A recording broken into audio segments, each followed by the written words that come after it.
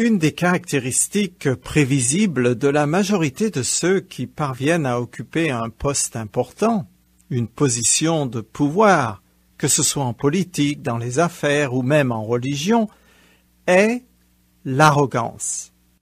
Cette attitude est un soufflet contre l'Éternel, le seul maître du ciel et de la terre. Saül, le premier roi d'Israël, ne fait pas exception à la règle. Il s'est permis de prendre la place du prophète Samuel pour offrir un sacrifice, ce qui lui était strictement interdit. Je continue à lire, en compressant tout au long, dans le chapitre 13 du premier livre de Samuel. Samuel dit à Saül, « Tu as agi comme un insensé. Tu n'as pas obéi au commandement que l'Éternel, ton Dieu, t'avait donné. Puisque tu as désobéi aux ordres de l'Éternel, ta royauté ne subsistera pas. L'Éternel a décidé de se chercher un homme qui corresponde à ses désirs et de l'établir chef de son peuple. » Versets 13 à 14. La parole du prophète de l'Éternel est équivalente à celle de Dieu. En désobéissant à Samuel, Saül a commis plusieurs fautes. Il a violé les principes fondamentaux régissant l'exercice de la royauté. La soumission à l'Éternel, la soumission à sa loi et à ses prophètes. Saül vient de perdre la royauté. Ses descendants ne s'assiront pas sur le trône après lui. Après avoir donné au peuple un roi tape à l'œil, grand, fort et beau comme il voulait, Dieu se choisira un roi conforme à ses désirs. Comme la lignée d'Élie avait été rejetée, en ce qui concerne le sacerdoce, celle de Saül l'est également pour ce qui est de la royauté. Je continue. Puis Samuel le quitta.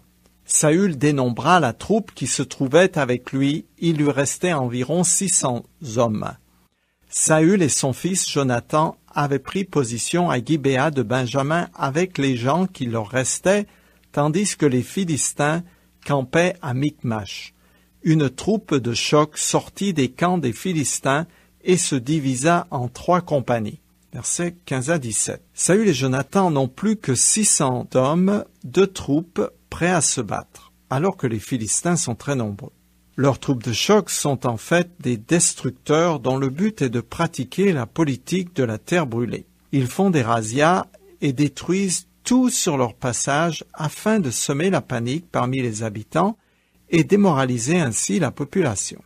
Je continue un peu plus loin jusqu'à la fin du chapitre. À cette époque, il n'y avait pas de forgerons dans tout le pays d'Israël, car les Philistins avaient voulu empêcher que les Hébreux fabriquent des épées et des lances. Tous les Israélites devaient donc se rendre chez les Philistins pour faire affûter leurs socs de charrues, leurs pioches, leurs haches, leurs bêches, lorsque leurs bêches, leurs pioches, leurs tridents et leurs haches étaient émoussés, ainsi que pour redresser leurs aiguillons. C'est pourquoi le jour de la bataille, les hommes qui étaient avec Saül et Jonathan n'avaient ni épée ni lance, seul Saül et son fils Jonathan en possédaient. Un avant-poste philistin vint prendre position au défilé de Michmash. Versets 19 à 23. Ça s'annonce de plus en plus mal. Le monopole philistin du fer maintenait les Israélites sous leur joug. Ces derniers combattaient donc avec des arcs et des frondes. C'était un peu primitif. Le chapitre suivant décrit la première bataille sous le commandement de Saül. Je commence à lire le chapitre 14. Un jour, Jonathan, le fils de Saül, dit à son écuyer, « Viens, allons attaquer ce poste des Philistins qui est en face de l'autre côté de la gorge. » Mais il ne prévint pas son père.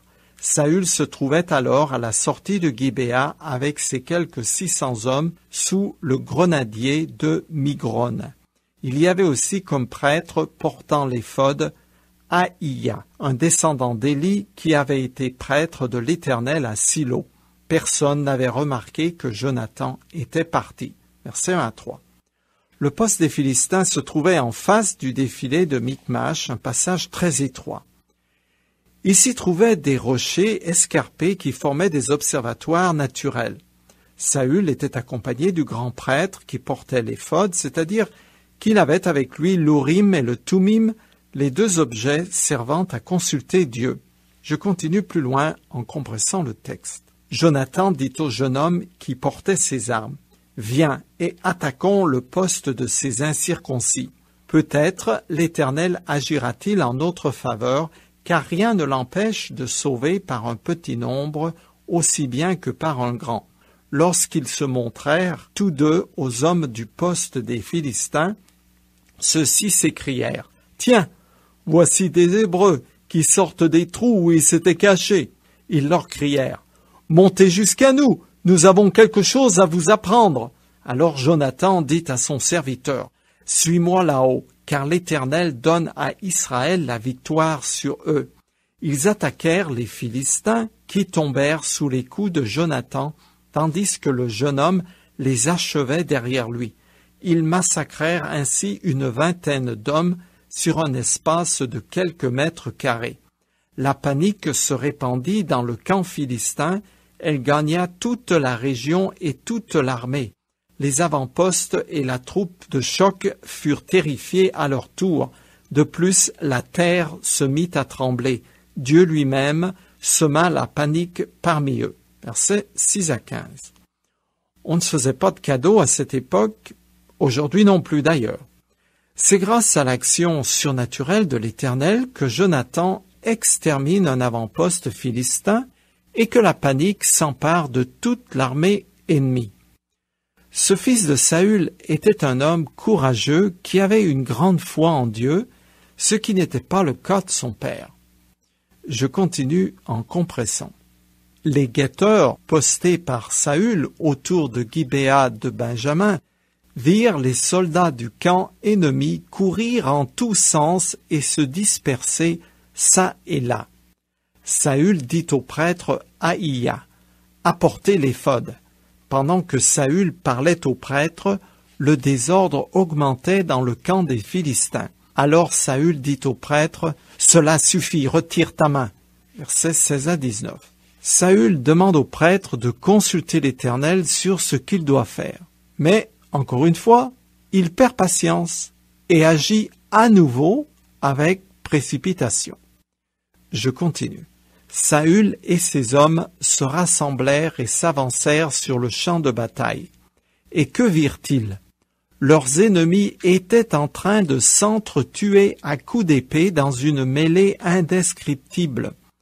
Les étrangers utilisés comme mercenaires, qui, depuis longtemps, étaient au service des Philistins, de même, tous les Israélites qui s'étaient cachés dans la région montagneuse apprirent la défaite des Philistins et se mirent, eux aussi, à les talonner pour les combattre. Ainsi, ce jour-là, l'Éternel accorda la délivrance à Israël et le combat se poursuivit jusqu'au-delà de Beth-Aven.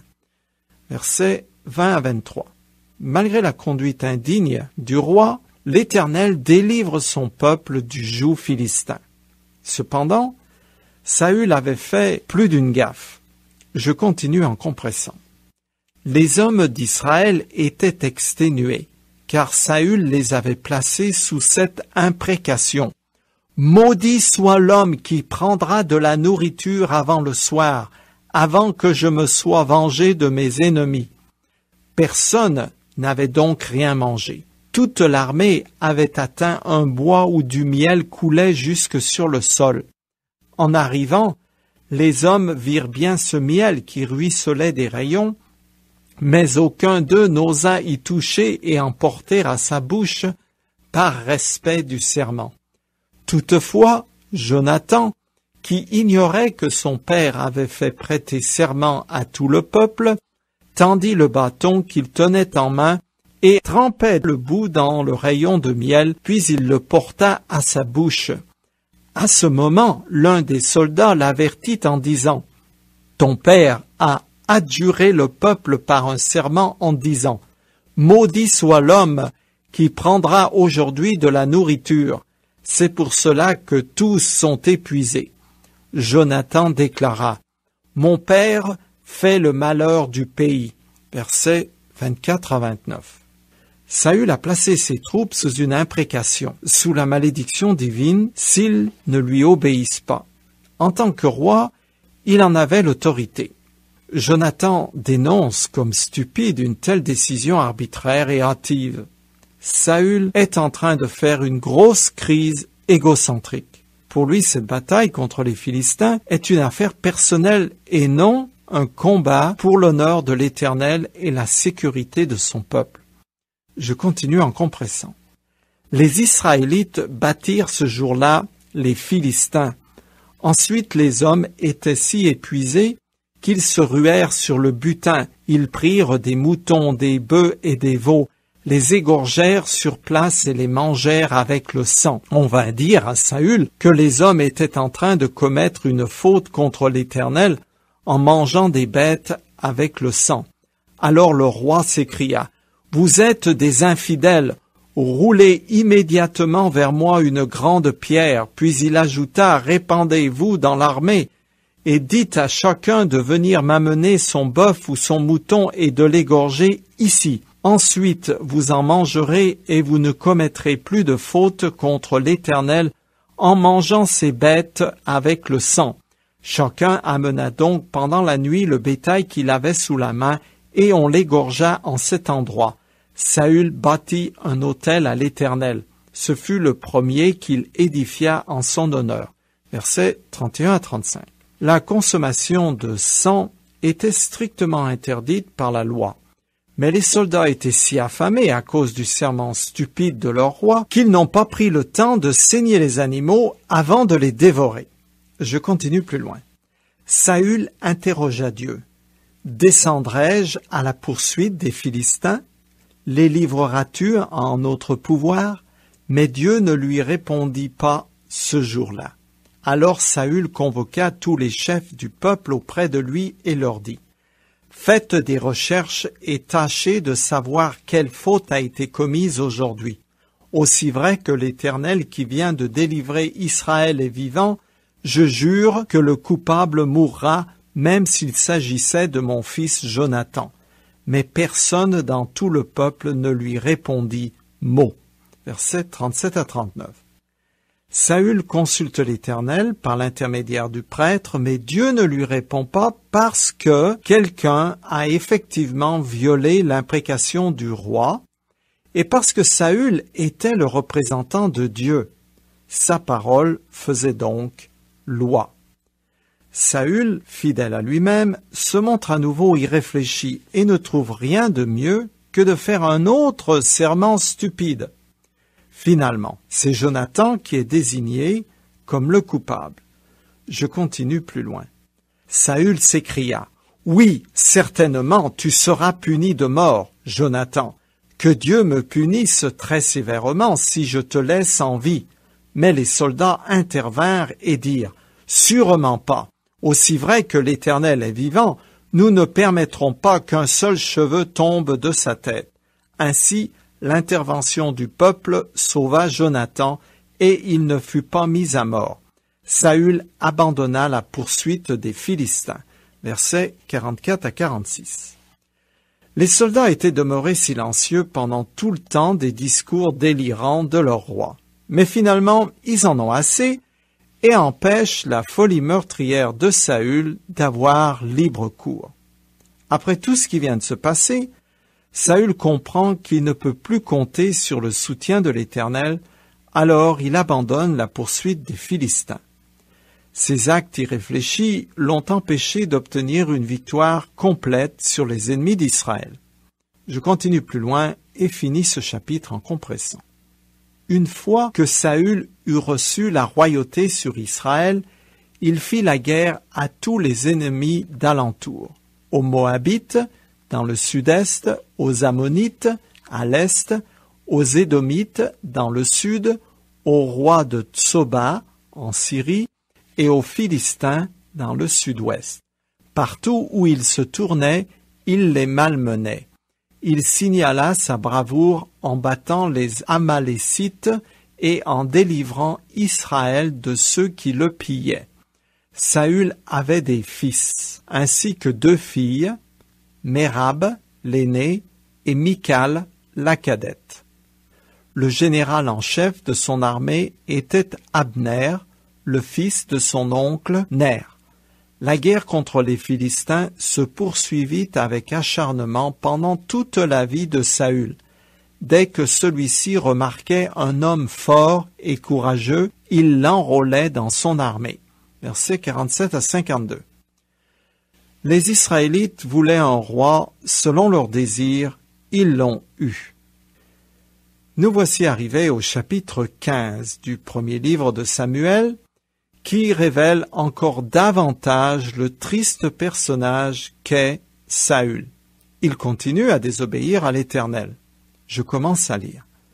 Un jour, Samuel dit à Saül, « C'est moi que l'Éternel a envoyé pour te conférer l'onction qui t'a établi roi de son peuple Israël.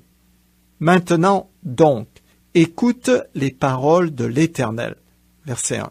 Cette expression « c'est moi que l'Éternel a envoyé » est typique pour caractériser la mission d'un prophète. Plus encore que les autres, ce chapitre décrit le ministère de Samuel.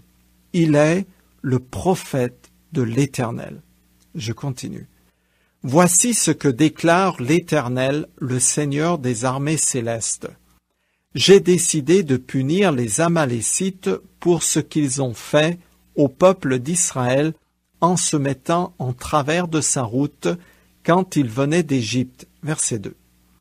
Les Amalécites étaient descendants d'Ésaü, le frère de Jacob, lui-même le père des 12 tribus d'Israël.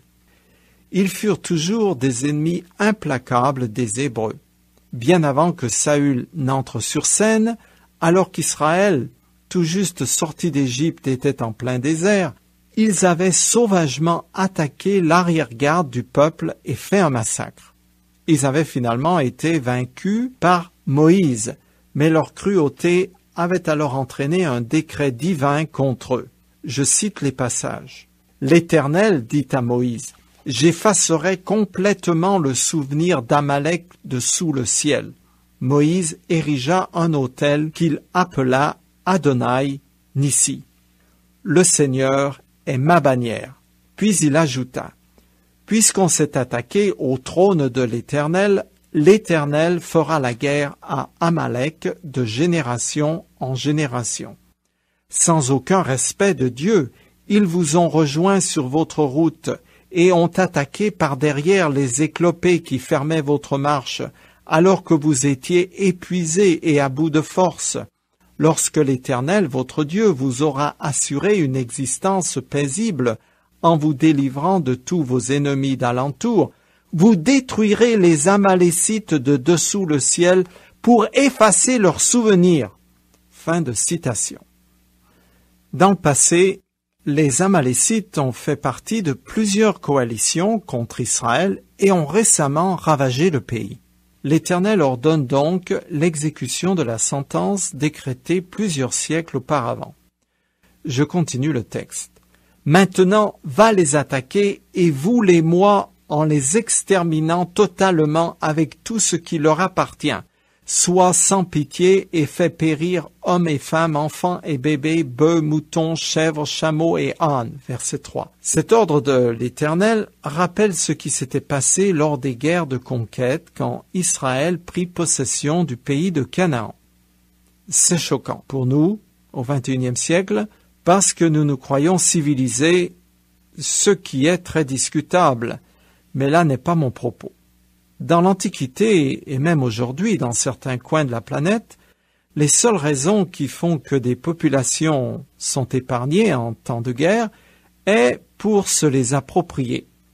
Lorsqu'un peuple était dévoué par interdit sur l'ordre de l'Éternel, son extermination entraînait la perte de cet avantage. Les gens étaient alors vendus comme esclaves et les jeunes femmes devenaient des concubines. Aujourd'hui, elles deviennent des esclaves sexuels qui font l'aubaine de certains hommes d'affaires ou autres violeurs friqués. Entre nous soit dit, cette pratique, quoi qu'on en dise, est tout à fait acceptable, pour ne pas dire légal, dans nos démocraties occidentales. Preuve en est qu'on en parle, on s'indigne, mais rien, absolument rien, n'est fait pour y mettre fin.